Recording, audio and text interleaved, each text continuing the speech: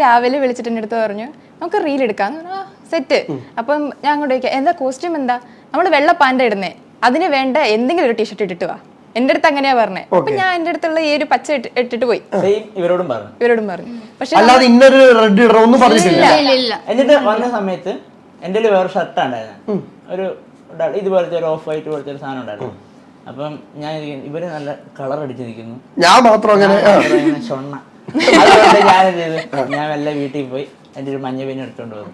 അങ്ങനെ എടുത്ത വീഡിയോ ആണ്, അതാണ് ആ കളർ പാറ്റേൺ. അങ്ങനെയാണ് ആ കളർ പാറ്റേൺ പിന്നീട് പോപ്പിൻസ് ആയിട്ട് നമ്മള് ചിന്തിച്ചിട്ടേ ഇല്ല ഈ കളറിൽ അങ്ങ് കേറുന്നോ അല്ലെങ്കിൽ ആ കണ്ണാടി. പക്ഷെ ആ വീഡിയോ എടുത്തിട്ട് ഞങ്ങള് പ്രിവ്യൂ നോക്കുമല്ലോ, കാരണം ഈ 3 ടേക്കും എടുത്തു കഴിഞ്ഞിട്ടാണ് ഞങ്ങൾ വീഡിയോ കാണുന്നത്. ഇപ്പൊ നമ്മൾ എടുത്തിട്ട് വീഡിയോ കാണുമല്ലോ, പുറകെ ഓടിപ്പോയി കാണൂലേ, ഇല്ല. ഇവൻ ബാൽക്കണിയുടെ മുകളിലാണ് നിൽക്കുന്നത്, ഓടിപ്പോവാ. അപ്പം കണ്ടപ്പോൾ എനിക്ക് സംഭവം ദഹിച്ചു, ഇത് ഒരു മുതലുണ്ട് എന്ന് എനിക്ക് ബോധിച്ചു.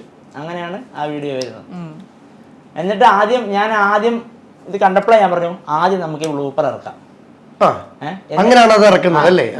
എന്നിട്ട് എന്തായാലും എനിക്ക് ക്ലിക്ക് ആവും, എന്തൊരു 5000 വരാനുള്ള ഒരു സംഭവം ഉണ്ടാവും എനിക്ക് ഒരു ഊഹം ഉണ്ടായിരുന്നു ആദ്യം വീഡിയോ കണ്ടപ്പോൾ.